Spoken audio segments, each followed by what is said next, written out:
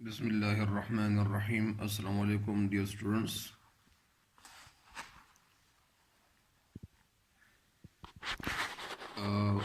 کل کچھ اشعار کی تشریح کی تھی اور اس میں کچھ اشعار کی تشریح رہ بھی گئی تھی، تو آج 3 مزید اشعار کی تشریح کرتے ہیں تاکہ یہ ختم ہو جائے، اور یہ تشریح آج ختم ہو جائے گی انشاءاللہ اس نظم حمد کی۔ تو ڈیئر اسٹوڈنٹس، یہ نظم جو ہے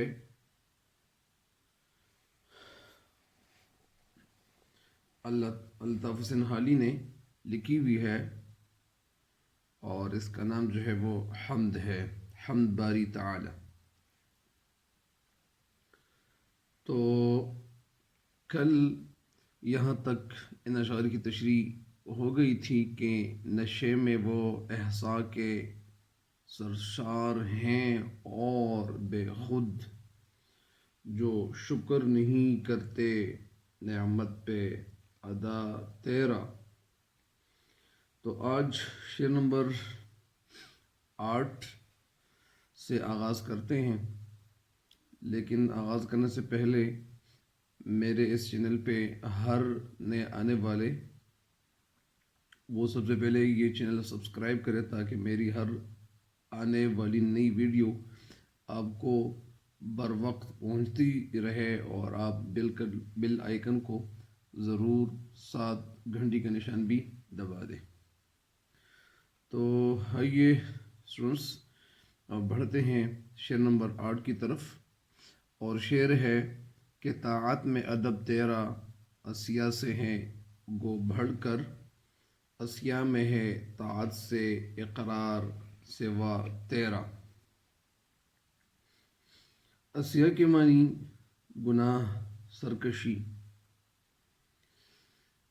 طاعت کے معنی تابعداری، اسیا کے معنی سرکشی، گناہ، گو بڑھ کر، گو کے معنی ہے اگرچہ، بڑھ کر یعنی اس سے زیادہ، اسیا میں ہے یعنی گناہ میں ہے، طاعت سے اقرار سوا تیرا۔ اسیا کے معنی گناہ، طاعت اطاعت کرنا، جس کو انگلش میں سبمیشن کہتے ہیں، SUBMISSION، سبمیشن۔ طاعت سے اقرار سوا تیرا، اقرار کے معنی مان لینا، سوا تیرا تیرے سوا۔ اس شعر کی نثر کچھ اس طرح ہوگی کہ بعض نیک لوگ، بزرگ لوگ نافرمانیوں کی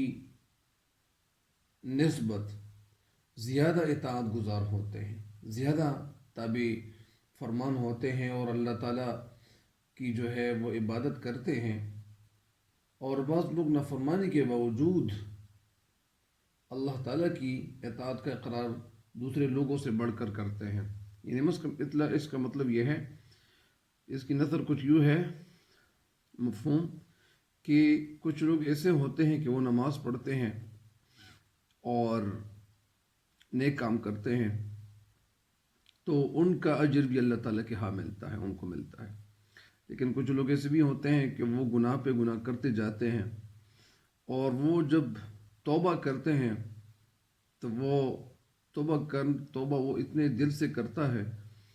یا وہ لوگ توبہ اتنے دل سے کرتے ہیں کہ وہ انسان جو ہے وہ اس بزرگ سے، اس پرہیزگار انسان سے بھی نیکیوں میں آگے بڑھ جاتا ہے۔ یہ اس کی نثر ہے، مفہوم ہے۔ ابھی تشریح کی طرف بڑھتے ہیں۔ ڈیئر اسٹوڈنٹس، اس شعر میں شاعر الطاف حسین حالی اللہ تعالیٰ کی بڑائی، وحدانیت بیان کرتے ہوئے کہتے ہیں کہ اے اللہ، یہ ایک حقیقت ہے، یہ ایک حقیقت ہے، یہ ایک سچ ہے، سچ پہ مبنی ہوئی بات ہے کہ تیری بندگی کا اظہار تیری طاعت اور فرمان برداری کے ذریعے ہی ہوتا ہے۔ یعنی اے اللہ، یہ ایک حقیقت پہ مبنی بات ہے کہ تیری جو بندگی ہے، اس کا اظہار، اس کو ظاہر کرنا تیری اطاعت اور فرمان برداری کے ذریعے ہی ممکن ہے۔ یعنی اگر ہم تیری عبادت کریں گے اور تجھے پکاریں گے تو یہ ایک حقیقت والی بات ہوگی، کیونکہ اگر ہم تجھے نہیں پکاریں گے تو ایسی کون سی ذات ہے کہ ہم ان کو پکاریں؟ تو تیرے سوا کوئی ایسی ذات ہے ہی نہیں کہ وہ اس کی عبادت کی جائے۔ تو اے اللہ تعالیٰ، تیری بندگی کا اظہار تیری اطاعت اور فرمان برداری کے ذریعے ہی ممکن ہے۔ اور کچھ لوگ عبادت کرتے کرتے اللہ تعالیٰ کہ ہاں وہ اتنا ثواب ان کے کھاتے میں آ جاتا ہے، اور کچھ لوگ یعنی اطاعت گزار بندے جو ہوتے ہیں وہ عبادت کے معاملے میں، یعنی جو لوگ اطاعت کرتے ہیں، جو لوگ نیکیوں کے کام کرتے ہیں، تو وہ لوگ گناہ گار لوگ جو ہوتے ہیں ان سے نیکیوں میں آگے ہوتے ہیں، یعنی وہ نیک نیک کام کر رہے ہوتے ہیں، اور گناہ گار تو ویسے بھی وہ تو گناہ کا کام کر رہا ہوتا ہے، اور نیک انسان جو ہے وہ نیکی کے کام کر رہے ہوتے ہیں۔ تو ظاہری بات ہے کہ نیک انسان جو ہے ان کے بدلے جو ہوتے ہیں اللہ تعالیٰ کے ہاں زیادہ ہوتے ہیں، اور گناہ گار تو گناہ کے کام کرتے جاتے ہیں۔ لیکن یہ انسان جو گناہ گار ہے، تو یہ جب خلوصی نیت سے، دل کی گہرائی سے وہ توبہ کرتے ہیں، اپنی نافرمانیوں سے باز آنے کی کوشش کرتا ہے اور توبہ کرتا ہے، اور توبہ اتنے دل سے کرتا ہے، تو اللہ تعالیٰ ان کے سارے معاف فرما دیتا ہے، اللہ تعالیٰ ان کے سارے گناہ معاف کر دیتا ہے۔ تو یہ جو نظارہ ہوتا ہے توبہ کرنے کا، وہ بڑا دلکش، بڑا دلچسپ اور ایمان سے بھرا ہوا ہوتا ہے۔ ظاہری بات ہے کہ جب ایک انسان جو ہے، کیونکہ اللہ تعالیٰ کچھ علماء کہتے ہیں کہ اللہ تعالیٰ ہر گناہ گار انسان کے توبے کا انتظار کرتا رہتا ہے، توبے کے انتظار میں رہتا ہے کہ کب میرا بندہ توبہ کرے گا، ان گناہوں کو چھوڑ کر میری طرف آئے گا۔ تو یہ میں نے سنا ہے۔ اور آگے کہتے ہیں شاعر کہ وہ تیری رجوع کرتے ہیں، تیری طرف رجوع کرتے ہیں، مطلب یہ ہے کہ جب وہ توبہ کرتے ہیں تو اس کے بعد وہ نیکیوں کے کام کرنا شروع کرتے ہیں، اور وہ نیکیوں کے کام شروع کرتے کرتے وہ اتنے زیادہ نیکیاں کماتا ہے، اتنے زیادہ ثواب و نیکیوں کے کام کرتے جاتے ہیں کہ یہ گناہ گار انسان، وہ جو فرمان بردار انسان تھا، فرمان بردار شخص تھا، اس سے بھی نیکیوں کے کام میں آگے بڑھ جاتا ہے، یعنی یہ انسان جو ہے وہ آگے بڑھ جاتا ہے، کیونکہ یہ دل سے عبادت کرتا ہے۔ ایسا نہیں ہے کہ وہ جو پہلے انسان تھا، وہ پہلے جو شخص تھا وہ عبادت نہیں کرتا تھا، دل سے نہیں کرتا تھا، لیکن کچھ لوگ ایسے ہوتے ہیں کہ جب وہ گناہ سے باز آ جاتے ہیں اور وہ توبہ کرتے ہیں تو توبہ اتنے خلوصی نیت سے کرتے ہیں، اتنے دل سے کرتے ہیں کہ وہ گناہ کے کام کو اس طرح چھوڑ دیتا ہے جس طرح وہ گناہ میں آگے بڑھا ہوا ہوتا تھا، آگے ہوتا تھا، اور زیادہ گناہ پہ گناہ کرتا جاتا تھا، تو اسی طرح یہ نیکیوں کے کام میں اتنی سبقت لے جاتا ہے، وہ آگے چلے جاتا ہے، اور ان کا جو تقوی ہے وہ بہت زیادہ ہو جاتا ہے، اور یہ کی عبادتیں جو ہے وہ ذوق سے کرتا ہے، شوق سے کرتا ہے، کیونکہ ان کی جو عبادت ہے اور جو خشوع ہے تو ان کی عبادت میں پھر یہ شامل ہوتا ہے، اور اللہ تعالیٰ سے ڈر جو ہے، حقیقی ڈر یہ ان کے دل میں ہوتا ہے، اور پھر یہ انسان جو ہے وہ جو نیک کار انسان تھا، جو نیکی کمانے والے انسان تھا، یہ انسان جو ہے یہ اس سے بھی بڑھ جاتا ہے نیکیوں کے کام میں۔ تو اس شعر کی تشریح مکمل ہوگی، میں تھوڑا سا ایک دفعہ پھر آپ کو ریوائز کر لوں کہ اطاعت میں ادب تیرا سیاہ سے ہے گو بڑھ کر، یعنی اطاعت کرنے والا جو ہوتا ہے وہ گناہ گار سے آگے ہوتا ہے نیکیوں کے کام میں۔ اسیاء میں ہے اطاعت سے اقرار سوا تیرا، لیکن جو انسان گناہ گار ہے اور وہ گناہ کو چھوڑ دیتا ہے اور توبہ کرتا ہے، اپنے دل خلوص نیت سے توبہ کرتا ہے، اقرار کرتا ہے اللہ تعالیٰ کے ماننے کو، اللہ تعالیٰ کو تو مان رہا ہوتا ہے، لیکن اس کے باوجود جب یہ توبہ کرتا ہے تو یہ جو توبہ کرنے والا انسان ہے، گناہ گار انسان ہے، تو یہ اسیاء میں ہے اطاعت،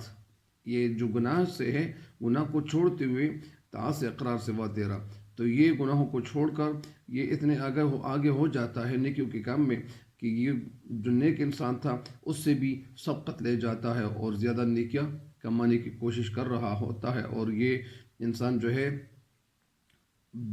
پھر پکا مومن بن جاتا ہے۔ اس شعر کی تشریح تو مکمل ہو گئی،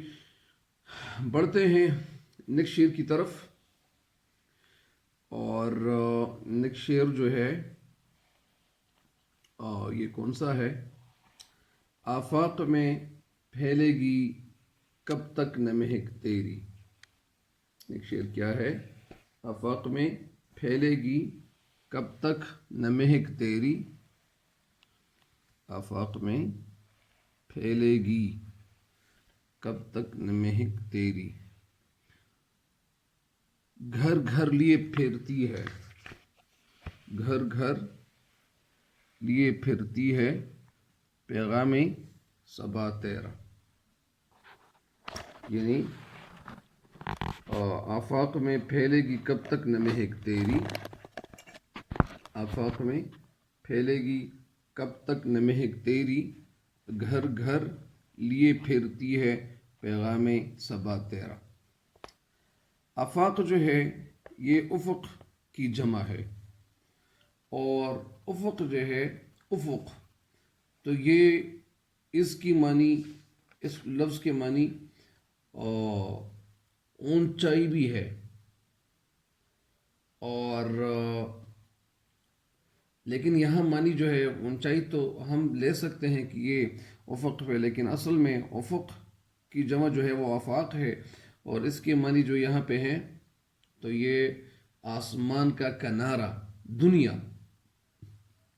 یہ معنی ہے اس کے۔ پھیلے گی، سپریڈ ہو جائے گی، کب تک نہ مہک تیری، مہک خوشبو کو کہتے ہیں، تیری خوشبو، خوشبو سے پیغام بھی ہو سکتا ہے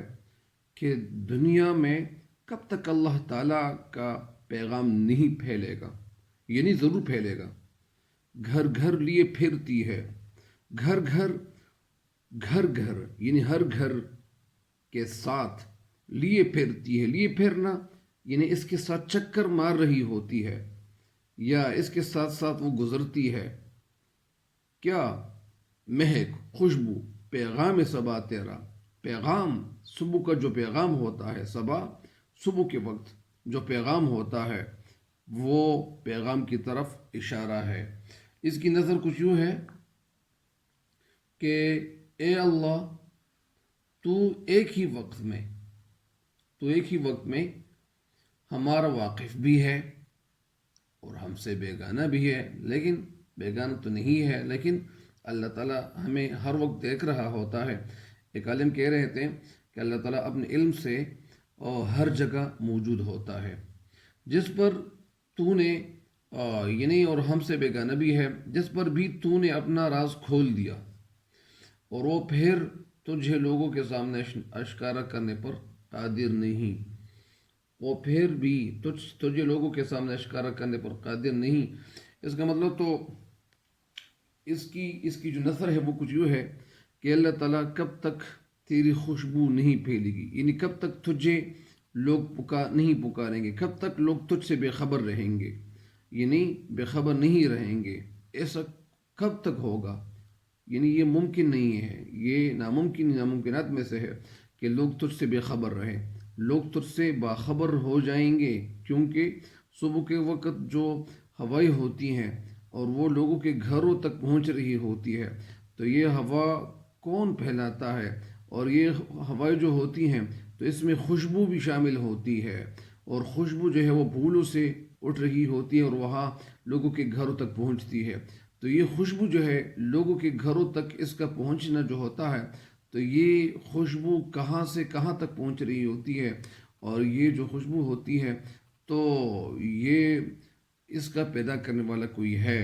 اور وہ ہے اللہ تعالیٰ۔ اس کے کئی مفاہیم ہو سکتے ہیں، لیکن یہاں پہ زیادہ ڈیٹیل میں جانا نہیں چاہیے،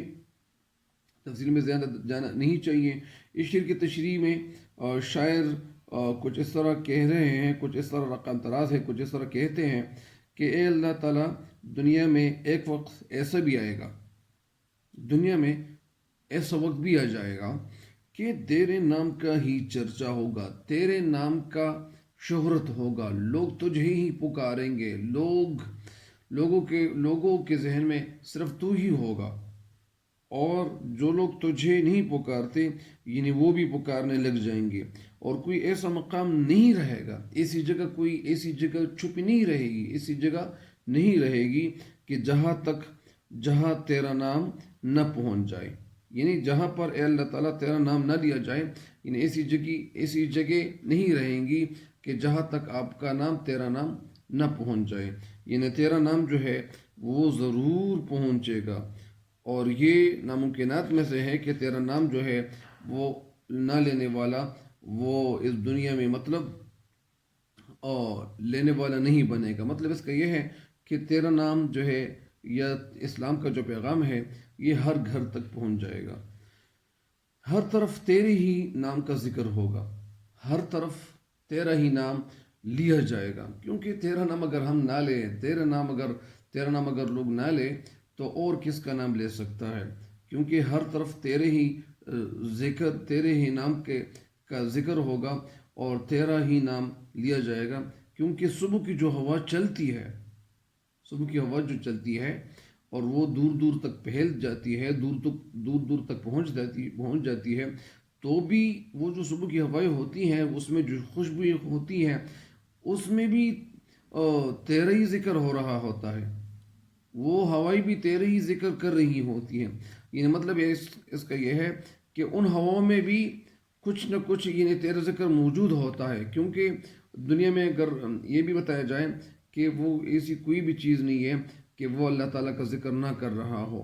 تو وہ ہر چیز جو ہے وہ اللہ تعالیٰ کا ذکر کر رہا ہوتا ہے، اور ہر چیز کے اندر اللہ تعالیٰ نے جو ہے ایک بیش بحق اور قیمتی جو ہے ان کے اندر ایک عنصر رکھا ہوا ہے، مطلب اس کا یہ ہے کہ ہر چیز جو ہے اس کو دیکھ کر اللہ تعالیٰ کی جو ذات ہے اسے وہ ٹپکتی ہے، وہ ظاہر ہوتی ہے۔ تو شعر آگے کہتے ہیں کہ جب وہ جو ہوائیں چلتی ہے تو وہ بھی تیرا ذکر کر رہی ہوتی ہے، مطلب اس کا یہ ہے کہ ہر چیز سے تیری جو قدرت ہے وہ ظاہر ہے، ہر چیز کو دیکھ کر جب ہم انسان کو دیکھتے ہیں تو اس سے ہمیں یہ پتہ چلتا ہے کہ اس انسان کا پیدا کرنے والا کوئی ہے، پتھر کو دیکھتے ہیں، اس طرح پہلوں کو دیکھتے ہیں، اسی طرح سمندروں کو دیکھتے ہیں، جنگلوں کو دیکھتے ہیں، بیابانوں کو دیکھتے ہیں، پہاڑوں کو دیکھتے ہیں، درختوں کو دیکھتے ہیں، جانوروں کو دیکھتے ہیں، پرندوں کو دیکھتے ہیں، جس چیز کی بھی طرف ہم دیکھتے ہیں تو اس سے ہمیں یعنی اللہ تعالیٰ کی قدرت کے جو نظارے ہوتے ہیں وہ ہمیں دکھائی دے رہے ہوتے ہیں۔ یا اسی طرح اس کے حوالے سے میں اگر یہ بھی بتا دوں کہ ایک شاعر ہے وہ کچھ اس طرح رقم طراز ہے، خواجہ میر درد، وہ تصوف کی شاعر تھے، اور خواجہ میر درد وہ ان کا ایک شعر ہے کہ جگ میں آ کر ادھر ادھر دیکھا، تو ہی آیا نظر جدھر دیکھا، جگ میں آ کر ادھر ادھر دیکھا، جگ میں یعنی دنیا میں آ کر ادھر ادھر دیکھا، جب میں دنیا میں آیا تو میں نے ادھر ادھر دیکھا، اس کا مطلب یہ بھی ہے کہ میں نے یہاں کے لوگ بھی دیکھے، وہاں کے لوگ بھی دیکھے، یہاں بھی پہاڑ دیکھے، وہاں بھی پہاڑ دیکھے، یہاں بھی پھل دیکھے، وہاں بھی پھل دیکھے، ہر چیز جب دیکھی تو اس سے اللہ تعالیٰ تو نظر آتا تھا، جگ میں آ کر ادھر ادھر دیکھا، تو ہی آیا نظر جدھر دیکھا، میں نے جدھر بھی دیکھا، جس چیز کو بھی دیکھا، اس چیز کو دیکھتے ہوئے مجھے صرف تو نظر آتا تھا۔ اس کے حوالے سے کچھ اور شعر بھی ہے کہ دکھائی بھی جو نہ دے، نظر بھی جو آ رہا ہے، وہی خدا ہے، وہی خدا ہے۔ تو اسی طرح شعر کہتے ہیں کہ ہر چیز کو دیکھتے ہوئے تیری ذات جو ہے وہ آیا ہے، وہ ظاہر ہے، وہ ہمیں دکھائی دیتا ہے، اس لیے شعر کہتے ہیں کہ ایک ایسا وقت بھی آئے گا کہ دنیا کی جو تمام مخلوقات ہے وہ صرف تجھے ہی پکارتے اور تیری ہی تعریف بیان کرنے والے وہ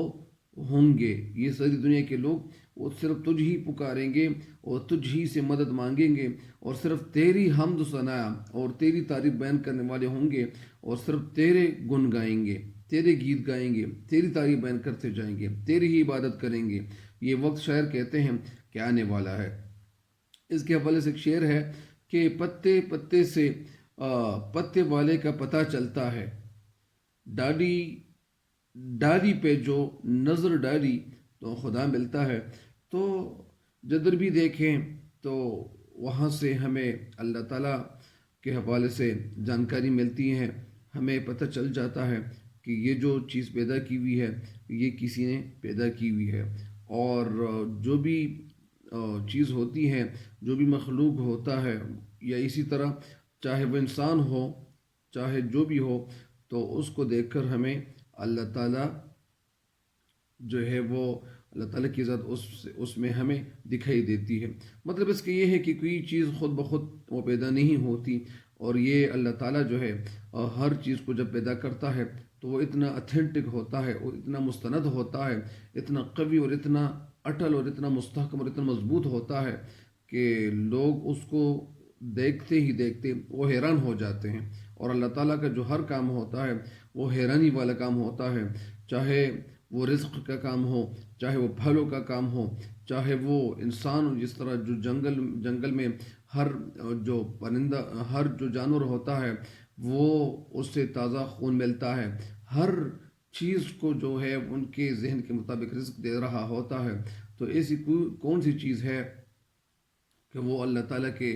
قبضے سے باہر ہو، اللہ تعالیٰ کی گرفت سے باہر ہو؟ اگر ایک یہ انسان جو ہے دنیا کے، اگر یہ اللہ تعالیٰ کو نہیں مانیں گے، لیکن ایسا وقت آنے والا ہے کہ وہ اللہ تعالیٰ کو ضرور ماننے والے بن جائیں گے. کیونکہ اسی طرح شاعر جو ہے اس شعر کو یعنی سامنے رکھتے ہوئے یہی کہنا چاہتے ہیں کہ گھر گھر یہ پھرتی ہے پیغام صبا تیرا. یعنی ہر گھر تک، ہر جگہ تک تیرا پیغام جو ہے وہ اسلام کا وہ ضرور پہنچے گا. تیرا نام لینے والا جو آج تیرا نام نہیں لے رہا تو وہ بھی نام لینے والا بن جائے گا، اور ان کو بھی پتہ چلے گا. اچھا ڈیئر، نیکسٹ شعر جو ہے وہ آخری شعر ہے اور اس کی طرف بڑھتے ہیں. اور یہ جو حالی کا آخری شعر ہے حمد کا، اور شعر کیا ہے؟ ہر بول تیرا دل سے ٹکرا کے گزرتا ہے، ہر بول تیرا دل سے ٹکرا کے گزرتا ہے. کچھ رنگ بیا حالی ہے سب سے جدا تیرا، ہر بول ہر لفظ تیرا دل سے مطلب دل پہ اثر کر کے گزرتا ہے. ٹکرا جانا، دل میں جگہ گھر کر لینا، یہ دل میں گھر کر لیتا ہے. اور وہ جب گھر کر لے تو پھر وہ گزرتا ہے. کیا چیز؟ بول تیرا ہر لفظ. کچھ رنگ بیان کا رنگ، بیان کی خوبصورتی، حالی ہے سب سے جدا تیرا. جدا الگ. تو بیان کا جو انداز ہے، شاعر اس شعر میں اپنی تعریف بیان کر رہا ہے اور کہہ رہا ہے. جس روز یہ بات بھی ذہن میں رکھیں کہ ہر وہ شعر جو شاعر اس میں اپنا نام لاتا ہے تو اس شعر کو تخلص نہیں، اس شعر کو مقطع کہتے ہیں. اور شاعر جو نام اپنا لاتا ہے تو وہ اسے ہم تخلص کہتے ہیں. کیونکہ تخلص شاعر تب لاتا ہے کہ جب غزل کا آخری شعر ہو یا نظم کا آخری شعر ہو. لیکن یہ ضروری بھی نہیں ہے کہ یہ ہر شعر جو ہے وہ غزل یا نظم کا آخری شعر ہو. کچھ شاعر ایسے بھی گزرے ہیں کہ انہوں نے اپنے نام بھی نہیں لکھے ہوئے، انہوں نے اپنے نام کہیں لکھے ہوئے بھی نہیں ہیں، اور ان کی جو شاعری ہے تو وہ پہچانی جاتی ہے. تو اسی طرح یہ ضروری نہیں ہے کہ وہ شاعر جو ہے اپنا نام، اپنا تخلص وہ غزل کے آخری شعر یا نظم کے آخری شعر میں وہ ضرور لے آئیں. ایسا بھی ممکن ہے کہ کسی شاعر نے اپنا جو تخلص ہوتا ہے وہ آغاز میں یا دوسرے میں یا تیسرے شعر میں انہوں نے وہ استعمال کیا ہوا ہو. لیکن یہ ضروری نہیں ہے. اگر کسی شعر میں، اگر کسی غزل میں کوئی تخلص استعمال نہ کیا جائے تو ہم اس نظم کا یا اس غزل کا جو آخری شعر ہوتا ہے اسے ہم غزل کا آخری شعر ہی کہیں گے. ہم اسے غزل کا آخری شعر ہی کہیں گے، اسے ہم مقطع نہیں کہیں گے. مقطع تب کہتے ہیں اگر وہ شاعر اس میں تخلص استعمال کرتا، اور بات یہ ہے کہ ہم وہ شعر جس میں شاعر اپنا تخلص استعمال نہ کرے اور وہ آخری ہو تو اسے ہم غزل یا نظم کا آخری شعر ہی کہیں گے۔ بہرحال یہ اسٹوڈنٹس شعر کی تشریح کی طرف بڑھتے ہیں، لیکن سب سے پہلے جو ہے شعر کی تشریح کی طرف بڑھنے سے اس کی تھوڑی سی جو ہے وہ شہرت کے حوالے سے، یا اسی طرح ان کے الفاظ کے حوالے سے، یا ان کے الفاظ کے چناؤ کے حوالے سے، یا ان کو جو مرتبہ ملا تھا اس حوالے سے، یا ان کے شاعری میں جو ان کی شاعری میں جو درد ہے اس حوالے سے یہ شعر کہتے ہیں۔ کیونکہ ہر انسان جو ہے وہ جس چیز میں وہ اپنی زندگی کے قیمتی دن گزارتے ہیں تو اللہ تعالیٰ ان کو یہ طولہ دیتا ہے، ان کو یہ طولہ حاصل ہوتا ہے، یہ طولہ مکمل کمال ان کو حاصل ہو جاتا ہے۔ اسی طرح جب کچھ لوگ ایسے ہوتے ہیں کہ ان کے دل میں جو عوام کے لیے جو درد ہوتا ہے تو وہ ان کے لفظوں کو نکالتے ہوئے جب ان کے منہ سے وہ الفاظ نکل رہے ہوتے ہیں، وہ ادا کر رہے ہوتے ہیں، تو اسے پتہ چل جاتا ہے کہ ان کے دل میں کتنا درد ہے۔ تو شعر جو ہے یا اسی طرح علامہ اقبال رحمۃ اللہ علیہ شکوہ جواب شکوہ کا یعنی شکوہ جو نظم لکھی تھی اس کا جب جواب دیتے ہیں اور وہ جواب شکوہ لکھتے ہیں تو وہ پہلا شعر جو ہے اس میں وہ کیا کہنا چاہتے ہیں، یعنی وہ شعر ہے کہ دل سے جو بات نکلتی ہے اثر رکھتی ہے، دل سے جو بات نکلتی ہے اثر رکھتی ہے، پر نہیں طاقت پرواز مگر رکھتی ہے۔ یعنی دل سے نکلی ہوئی بات جو ہوتی ہے وہ ضرور اثر کرتی ہے، وہ اثر کیے بغیر وہ کبھی نہیں رہتی، کیونکہ جب بات دل سے نکلے تو اس میں اثر نہ ہو تو یہ ناممکنات میں سے ہیں۔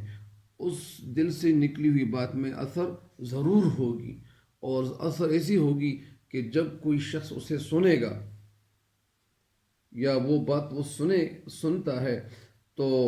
اس میں اس کا دل جو ہے وہ متاثر ہو جاتا ہے۔ اسی طرح شاعر جو ہے مولانا الطف سنہالی، تو یہ بھی کچھ اس طرح رقم تراز ہے، اور ان کی جو ایک نظم ہے وہ 8 کلاس کے کورس میں شامل ہے، اور انہوں نے وہ جو نظم لکھی بھی ہے حمد، جو ہشتم کی جو کتاب ہے 8 کلاس کی، تو وہ کچھ اس طرح شعر ہے کہ بیگانگی میں حالی یہ رنگ آشنائی، بیگانگی میں حالی یہ رنگ آشنائی، سن سن کے سر دھنیں گے قال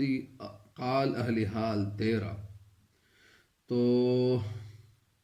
ابھی شعر کی تشریح کی طرف بڑھتے ہیں، پھر یہ ایسا نہ ہو کہ یہ طویل ہو جائیں اور ایسا نہ ہو کہ بوریت محسوس نہ ہو۔ تو ڈیئر اسٹوڈنٹس تشریح کی طرف بڑھتے ہیں۔ شاعر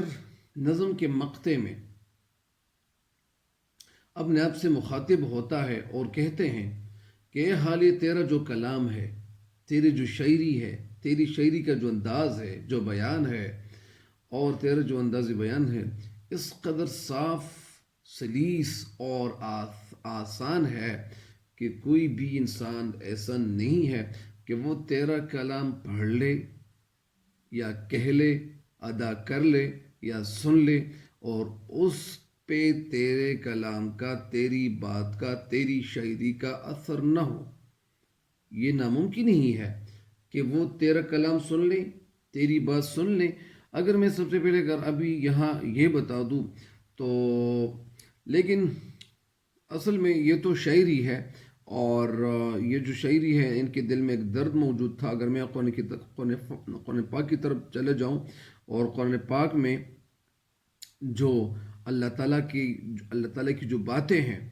اس میں بے انتہا اثر موجود ہے، کیونکہ اللہ تعالیٰ نے تو ہمیں پیدا کیا ہوا ہے، اور اللہ تعالیٰ کا جو کلام ہے وہ کتنا خوبصورت ہے۔ پڑھتے ہوئے انسان کو اتنی طمانینت ملتی ہے، اتنی خوشی ملتی ہے، اتنی راحت ملتی ہے، اور سکون انسان کے دل کو مل جاتا ہے۔ لیکن یہ تو شاعری ہے، اور یہ یہاں پہ کیا کہہ رہے ہیں یا کیا کر رہے ہیں، تو یہ تو اللہ تعالیٰ کی تعریف میں انہوں نے یہ نظم لکھی ہوئی ہے، یہ حمد لکھی ہوئی ہے۔ تو شعر یہاں کہتے ہیں کہ کوئی بھی ایسا انسان نہیں ہوگا کہ وہ، شاعر کہتے ہیں کہ تیرا کلام پڑھ لے، تیری شاعری پڑھ لے یا لکھ لے یا کہہ لے، اور وہ تیرے اشعار جو ہے وہ سن لے اور تیرا بیان سن لے، اور اس پہ تیرے کلام کا، تیری شاعری کا اثر نہ ہو، یعنی یہ ناممکن ہی ہے، کیونکہ ان کے دل پہ اثر ہوگا، وہ ضرور متاثر ہوگا۔ تیرا کلام اس قدر شیرین، اتنی میٹھی ہے، اتنی پر لطف ہے، اس میں اتنا لطف ہے کہ اس کی کوئی مثال نہیں ملتی، کہ اس کلام کا اس کی کوئی مثال نہیں ملتی اس کلام کی۔ جو بھی شخص اسے سنتا ہے، جو بھی انسان جو ہے وہ تیرا کلام سنتا ہے، تو یہ جو کلام ہے، یہ جو باتیں ہیں، اور میں نے جس طریقے سے اللہ تعالیٰ کی جو حمد لکھی ہوئی ہے، یہ ظاہری بات ہے کہ میں نے اللہ تعالیٰ کی جو حمد لکھی ہوئی ہے، تعریف میں نے جو اشعار لکھے ہوئے ہیں، تو ان اشعار میں نے اللہ تعالیٰ کی ہی تعریف بیان کی ہوئی ہے، اور یہ ظاہری بات ہے کہ ان اشعار میں نے وہ الفاظ استعمال کیے ہوئے ہیں، اور یہ اللہ تعالیٰ نے میرے دل میں جو جذبہ تھا، اور میرے دل میں اللہ تعالیٰ کی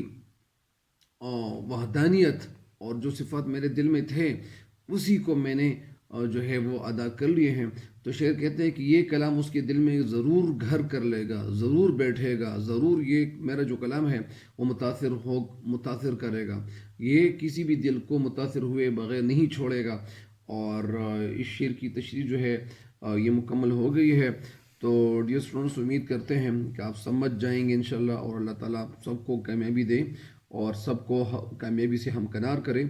تو اس چینل پہ نئے آنے والے جتنے بھی ہیں ان کو چاہیے کہ یہ میرا جو چینل ہے یہ سبسکرائب کرے، اور بیل آئیکن کو ضرور دبا لے، بالکل اس کو بالکل اگنور نہ کر لیں۔ تو امید کرتا ہوں کہ انشاءاللہ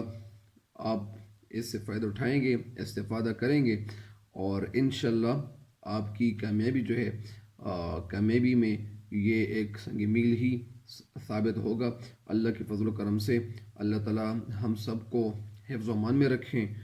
آمین۔